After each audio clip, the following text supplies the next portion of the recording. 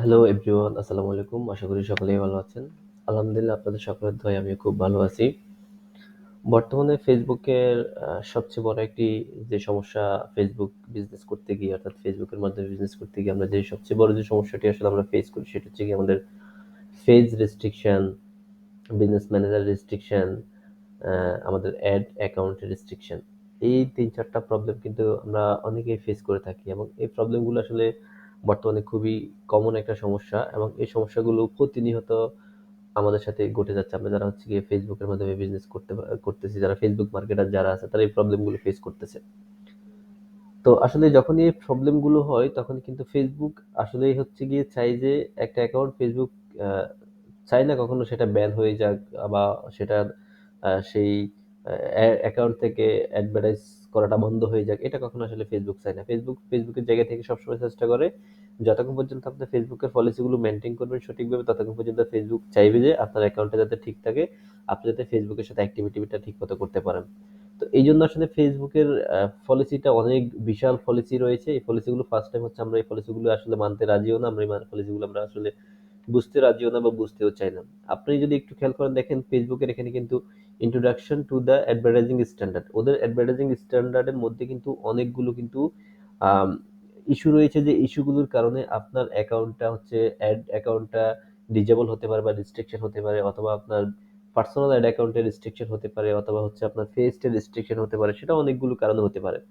তার মধ্যে আমরা যদি ওভারভিউতে দেখি তাহলে দেখেন এখানে অনেকগুলো বিষয় আছে। Understanding our advertising standard, common point of confusion সেখানে হচ্ছে personal attribute, sexually suggestive content, Meta brand, in ads, advertising restriction, business asset.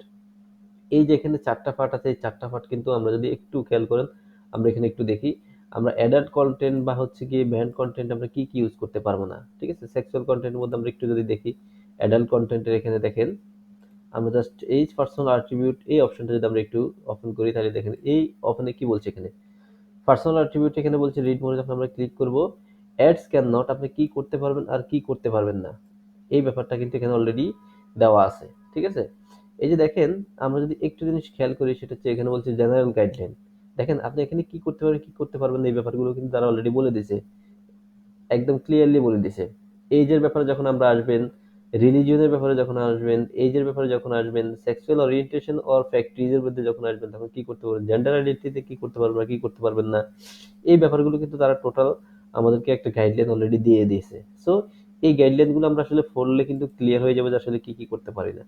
এরপরে দেখেন এখানে প্রত্যেকটা পার্টে কিন্তু আপনি যখন দেখবেন প্রত্যেকটা পার্ট কিন্তু স্টেপ বাই স্টেপ বলা আছে আপনি কি করতে পারবেন কি করতে পারবেন না কমিউনিটি স্ট্যান্ড আপনি কি কি করতে পারবেন এরপরে হচ্ছে আনএক্সেপ্টেবল কন্টেন্ট কি আছে ঠিক আছে এরপরে ডিসিটিভ কন্টেন্ট কি আছে ডেঞ্জারাস কন্টেন্ট আছে অবজেকশনাল কন্টেন্ট আছে ঠিক আছে এরপর হচ্ছে আপনার কন্টেন্ট স্পেসিফিক রেস্ট্রিকশন আছে ঠিক আছে টোটাল এখানে বিশাল একটা হচ্ছে গিয়ে কি প্যারাগ্রাফ আছে যে প্যারাগ্রাফ প্রত্যেকটা পার্ট বাই পার্ট করা আছে আপনি এই পার্ট বাই পার্ট যখন হচ্ছে গিয়ে দেখবেন তখন আপনি মোটামুটি অনেকগুলো ব্যাপার সম্পর্কে হচ্ছে গিয়ে ক্লিয়ার হয়ে যাবেন যে আপনি আসলে ফেসবুকের কোন কোন পলিসিগুলো আসলে মেনটেন করা উচিত কোন কোন পলিসিগুলো আসলে আপনি মেনে চললে ফেসবুকের যেই ডিসেবিলিটি যে ব্যাপারটা আছে বা ফেসবুক রেস্ট্রিকশনের যে ব্যাপারটা আছে সেই ব্যাপারটা আপনি রক্ষা পাওয়া যাবে এবং এইটা যখন হচ্ছে গিয়ে হয়ে যায় তখন কিন্তু আমরা আসলে আহ রিভিউ যখন আমরা করার যে অপশনটা থাকে ওই রিভিউ অপশনটা আমরা সঠিকভাবে করতে না পারার কারণে কিন্তু আমাদের অনেকগুলো অ্যাড অ্যাকাউন্ট কিন্তু আমরা ফিরে পাই না বা ডিজেবল অ্যাকাউন্টগুলো আমরা ফিরে পাই না যদি এই অ্যাড অ্যাকাউন্টগুলো হচ্ছে আমরা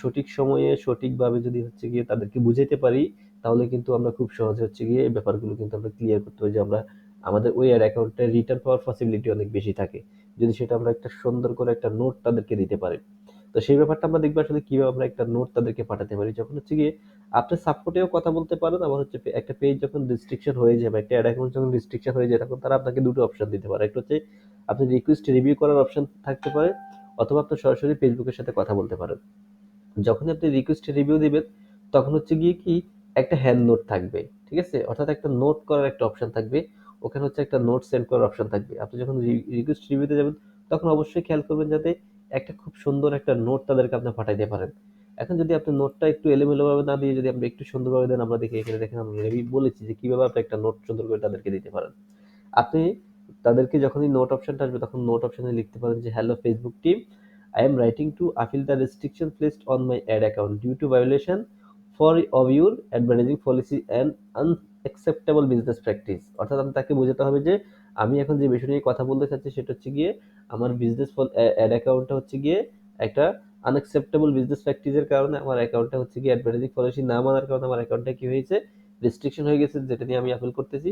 I fully acknowledge that the contained in question was mistake on my part.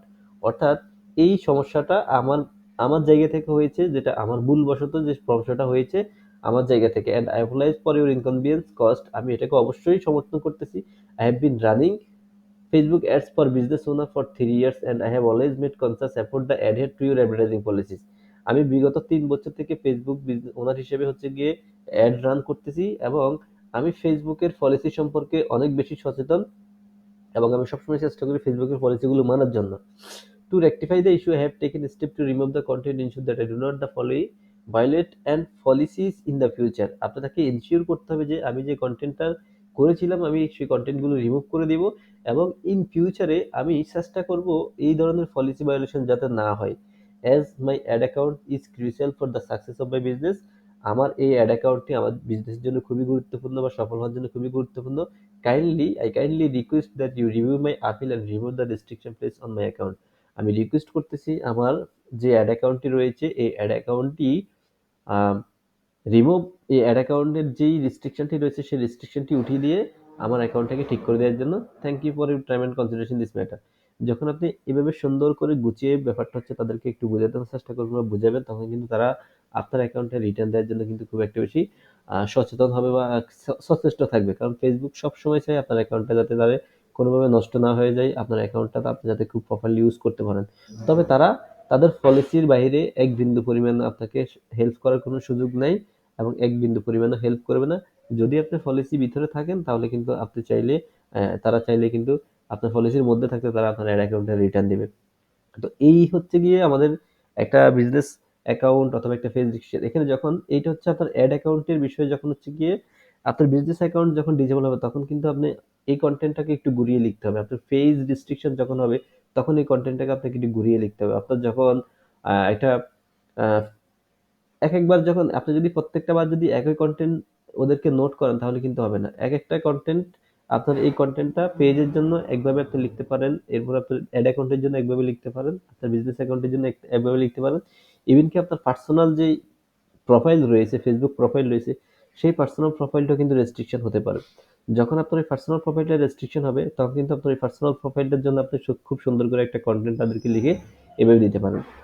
আমি আশা করছি আপনারা যদি এই পলিসিগুলো একটু যদি দেখেন, নিজেরা যদি পলিসিগুলো দেখেন কেন আসলে একটা পলিসি ভায়োলেশন হয়, পার্সোনাল অ্যাট্রিবিউট থেকে শুরু করে অ্যাডাল্ট কন্টেন্ট থেকে শুরু করে এরপর brand use, ads, travel shooting, এই ব্যাপারগুলো যদি আমরা একটু খেয়াল করি তাহলে কিন্তু আমাদের যেই অ্যাড অ্যাকাউন্ট ডিজেবল হওয়ার যে পসিবিলিটি রয়েছে এই পসিবিলিটি অনেক কমে যাবে। আমি আশা করতেছি আপনারা অবশ্যই এগুলো মানবেন। আর অবশ্যই নোট দেওয়ার সময় ফেসবুককে এই টাইপের একটা খুব সুন্দর করে একটা কন্টেন্ট, এটা জাস্ট আমি আপনাদেরকে একটা এক্সাম্পল দিলাম। আপনারা আপনাদের মতো করে সহজ ভাষায় একটা কন্টেন্ট লিখে সেই কন্টেন্ট হচ্ছে গিয়ে ফেসবুকে নোট হিসেবে পাঠাবেন, তখন কিন্তু আপনারা এই মুহূর্তে আমার অ্যাকাউন্ট আসলে ডিসেবিলিটি অবস্থায় না থাকার কারণে আমি আসলে রিভিউ অপশনটা কোথায় দিবেন সেটা দেখাতে পারতেছি না। কিন্তু আপনারা যখন দিয়ে রিভিউ অপশনে যাবেন তখনই কিন্তু একটা নোট অপশন পাবেন। ওই নোট অপশনে আপনারা জাস্ট এই টাইপের একটা লিখা হচ্ছে কি তাদেরকে লিখে পাঠাবেন। আমি আশা করতেছি খুব সহজে আপনারা আপনাদের যেই ডিজেবল অ্যাকাউন্টটি রয়েছে সেই ডিজেবল অ্যাকাউন্টটি আপনারা রিটার্ন পাবেন। সবাইকে অসংখ্য ধন্যবাদ। যদি ভিডিওটি ভালো লাগে বা গুরুত্বপূর্ণ বা প্রয়োজনীয় মনে হয় তাহলে অবশ্যই শেয়ার করবেন। যারা হচ্ছে ফেসবুক নিয়ে কাজ করছে তাদের অবশ্যই অনেক উপকারে আসবে। ধন্যবাদ সবাইকে। আসসালামু আলাইকুম।